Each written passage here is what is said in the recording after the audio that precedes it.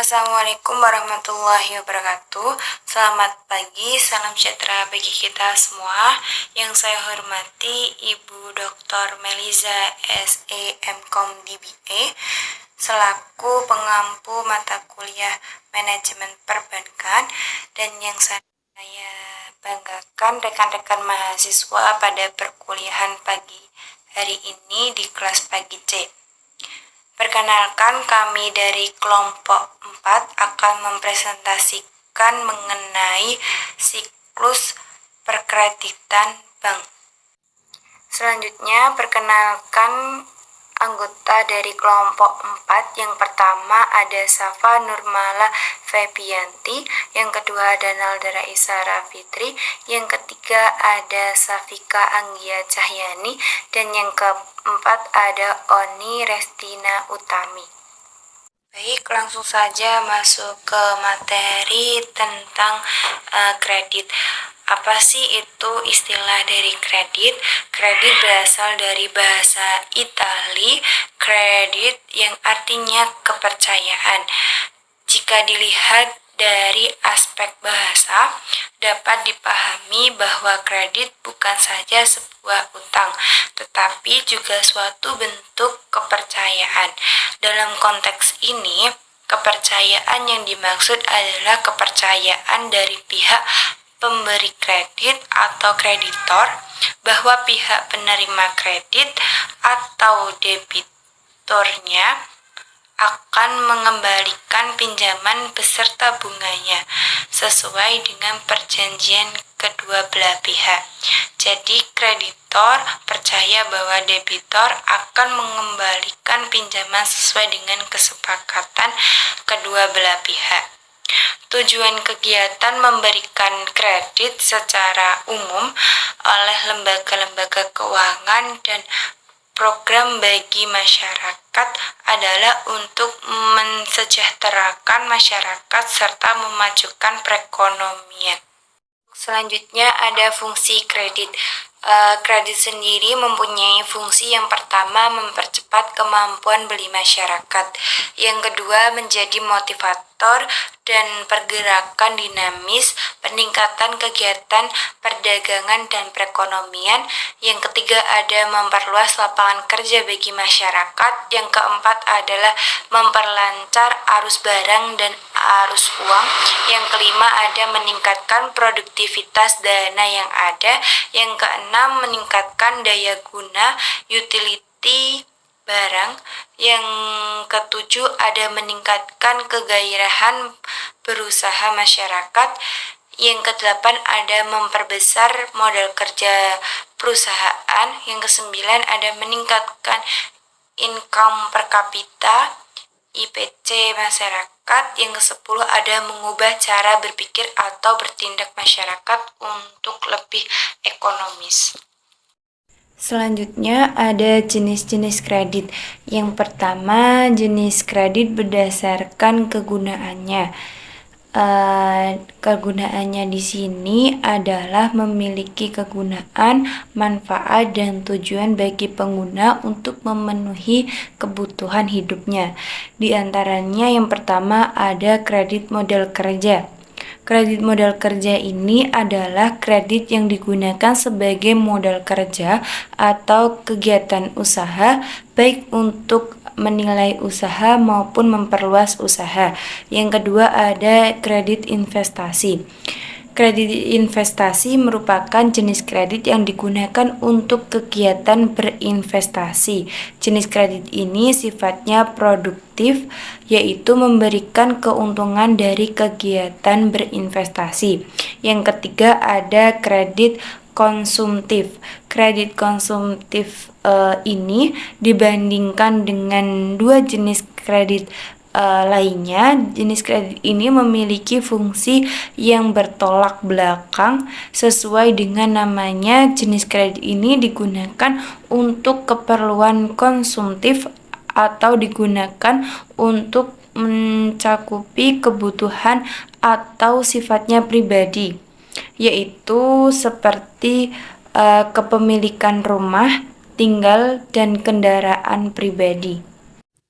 Yang kedua, jenis kredit berdasarkan waktu.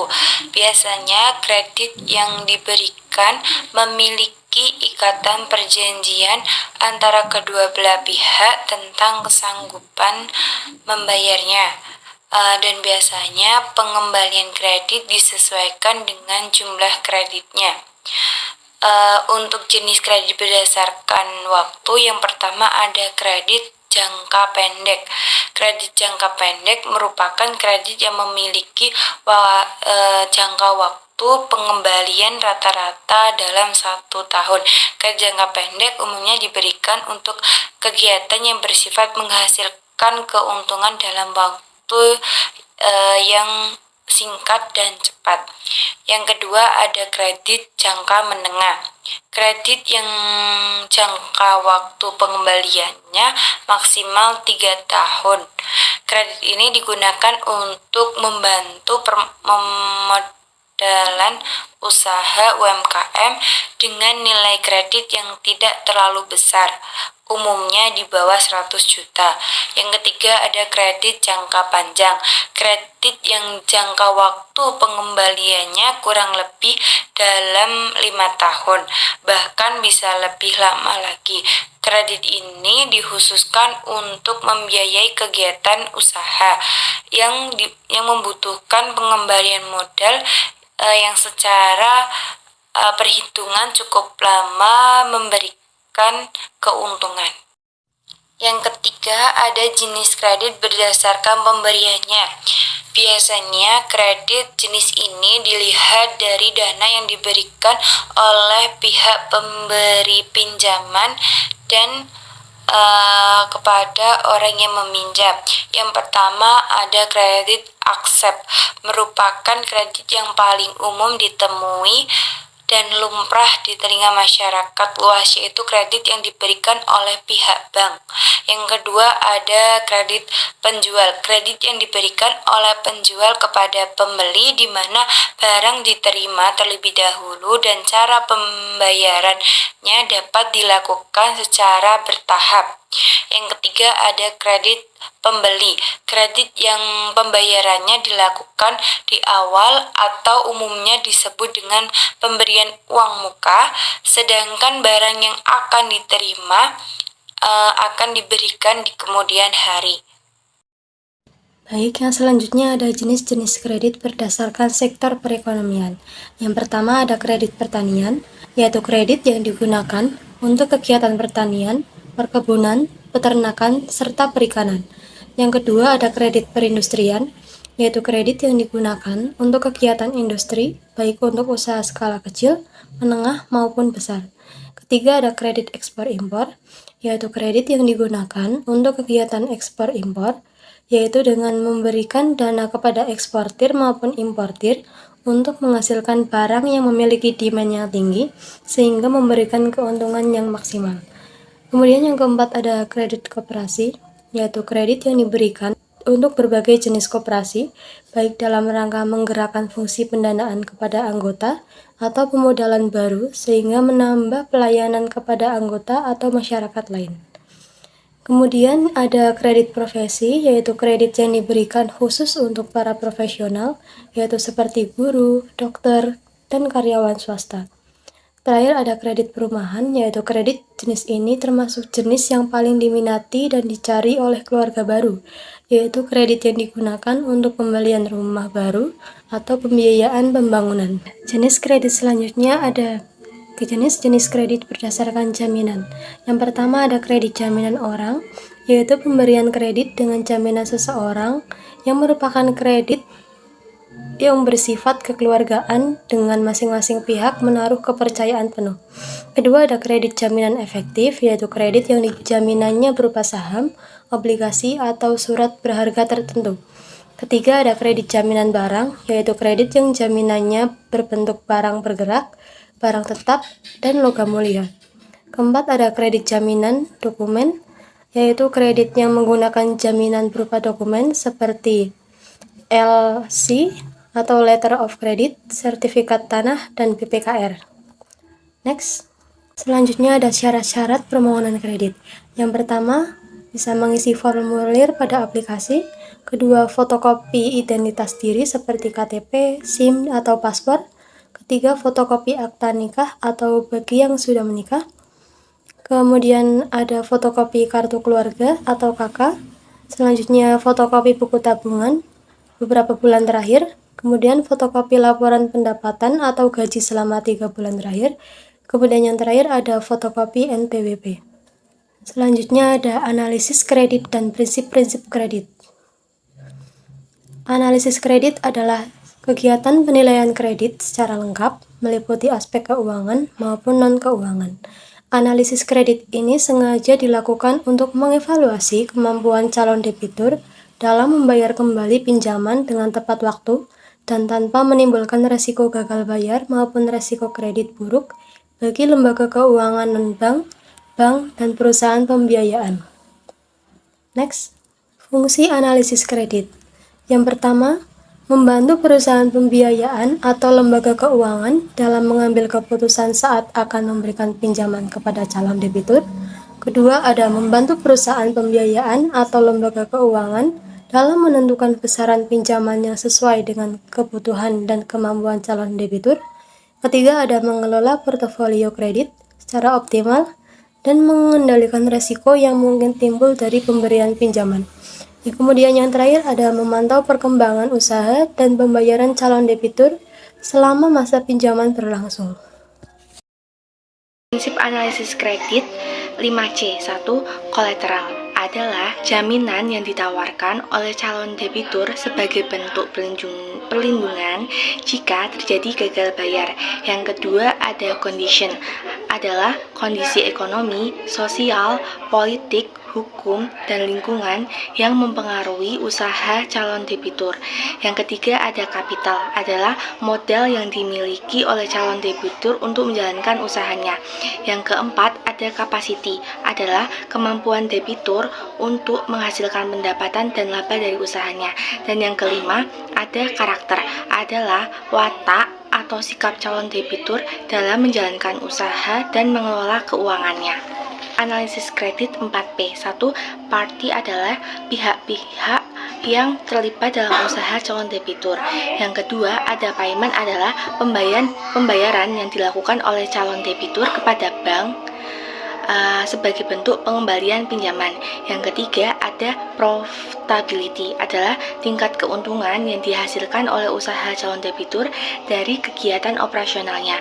Yang keempat ada purpose, adalah tujuan atau alasan calon debitur mengajukan pinjaman kepada perusahaan pembiayaan. Yang kelima ada personality, yaitu kepribadian atau sifat-sifat calon debitur yang mempengaruhi perilaku dan kinerja usahanya. Dan ada aspek-aspek penilaian kredit. Yang pertama ada aspek hukum, yaitu untuk menilai keaslian atau keabsahan dokumen yang diajukan oleh pemohon kredit. Yang kedua ada aspek pemasaran, yaitu dinilai besar kecilnya permintaan terhadap produk yang dihasilkan dan strategi pemasaran yang dilakukan oleh perusahaan, sehingga akan diketahui prospek usaha tersebut sekarang dan di masa yang akan datang. Yang ketiga ada aspek keuangan, yaitu aspek ini terhadap suatu perusahaan pemohon kredit sangat menentukan jumlah dari kebutuhan usaha dan juga terpenting untuk menilai kemampuan berkembangnya usaha pada masa mendatang. Keempat, ada aspek teknis, yaitu dilakukan sebagai analisis ini untuk mengamati perusahaan dari segi fisik serta lingkungan agar perusahaan tersebut sehat dan produknya mampu bersaing di pasaran dan masih memperoleh keuntungan yang memadai. Yang kelima, ada aspek manajemen, yaitu untuk menilai struktur organisasi perusahaan, sumber daya manusia yang dimiliki, serta latar belakang pendidikan dan pengalaman sumber daya manusianya. Yang keenam ada aspek sosial ekonomi, yaitu digunakan untuk menganalisis dampak yang ditimbulkan akibat adanya proyek. Yang ketujuh ada aspek AMDAL, yaitu salah satu aspek analisis tersebut lingkungan baik darat, laut, maupun udara. Perjanjian dan pencairan kredit. 1. Persetujuan. Persetujuan pemberian kredit harus didasarkan pada penilaian menyeluruh atas semua fasilitas jenis kredit yang diberikan oleh pihak bank secara bersamaan atau secara bertahap. Yang kedua ada perjanjian. Perjanjian kredit adalah proses yang bersifat real. Perjanjian kredit dilakukan oleh pihak bank sebagai kreditur dan calon nasabah sebagai debitur. Yang ketiga ada pencairan kredit, yaitu setiap transaksi dengan menggunakan kredit yang disetujui oleh bank. Dalam prakteknya, pencairan kredit ini berupa pembayaran atau pemindah bukuan atas beban rekening pinjaman. Selanjutnya ada pengawasan kredit. Jenis-jenis pengawasan kredit berdasarkan tujuan. 1. Preventive control, yaitu pengawasan kredit yang dilakukan sebelum pencairan kredit yang bertujuan untuk mencegah kemungkinan terjadinya penyimpangan penggunaan kredit. Misalnya melakukan survei ke lapangan untuk melihat usaha calon debitur dan wawancara mengenai kelangsungan usaha yang sudah dijalankan, serta mencari informasi dari pihak eksternal. 2. Referensive control, yaitu pengawasan kredit yang dilakukan setelah pencairan dan saat penggunaan kredit dengan tujuan untuk mengatasi setiap penyimpangan yang terjadi. Misalnya melakukan kunjungan ke tempat usaha debitur, menganalisis perkembangan laporan keuangan debitur, dan menganalisis kelemahan usaha debitur saat itu. B. Sasaran pengawasan kredit. 1. Agar penjagaan dan pengawasan dalam pengelolaan kekayaan bank di bidang pengkreditan dapat dilakukan dengan baik, yaitu untuk menghindarkan penyelewengan baik dari internal maupun eksternal bank. 2. Untuk memastikan ketelitian dan kebenaran data administrasi di bidang pengkreditan serta penyusunan dokumentasi pengkreditan yang lebih baik.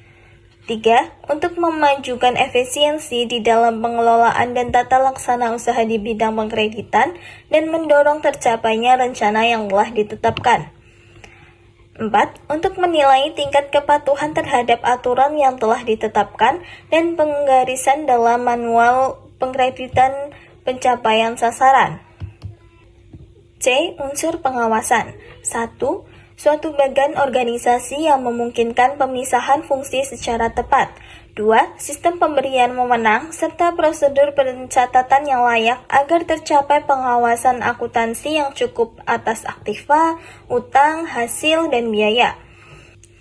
3. Praktek yang sehat harus diikuti dalam melaksanakan tugas dan fungsi setiap bagian organisasi. 4. Pegawai-pegawai yang kualitasnya seimbang dengan tanggung jawabnya. D. Prinsip pemasaran. 1. Pengawasan harus berorientasi pada tujuan organisasi atau perusahaan.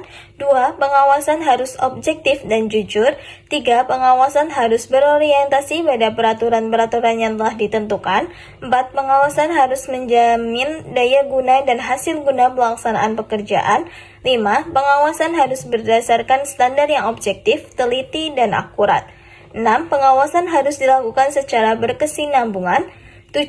Hasil pengawasan harus dapat memberikan umpan balik terhadap perbaikan dan penyempurnaan pelaksanaan pekerjaan, perencanaan, dan kebijakan untuk waktu yang akan datang. Selanjutnya ada kredit bermasalah. Kredit bermasalah adalah kondisi di mana debitur baik itu perorangan maupun organisasi tidak mampu membayar utang atau cicilan pinjaman. Faktor penyebab kredit bermasalah. 1. Utang digunakan untuk keperluan konsumtif. Membeli barang atau jasa guna menaikkan status atau gaya hidup bukanlah hal bijak dalam menggunakan dana pinjaman yang telah diterima. 2. Kurang baik dalam pengaturan keuangan. Mengajukan bantuan finansial mengharuskan adanya pemahaman pribadi, estimasi total nominal yang dibutuhkan, dan kemampuan melunasinya. Sebagai contoh, apabila untuk membangun usaha, Anda memerlukan 80 juta. Oleh karenanya, usahakan untuk meminjam tidak jauh dari jumlah tersebut. Penyelamatan kredit bermasalah. 1. Restructuring atau persyaratan kembali. Pertama, dalam cara mengatasi kredit macet adalah restructuring atau meminta persyaratan kembali. Syarat-syarat seperti jangka waktu, jadwal pembayaran, dan lain-lain dapat dirundingkan untuk diubah sesuai dengan kemampuan debitur yang baru. 2. Penjadwalan kembali. Kreditur dapat memperpanjang tanggal waktu pelunasan utang oleh debitur sesuai dengan kemampuannya. 3. Reconditioning atau penataan kembali. Pemberi kredit akan meringankan utang Anda dengan langkah mengubah sisa pelunasan menjadi pokok kredit baru sampai dengan persyaratan dan penjadwalan ulang.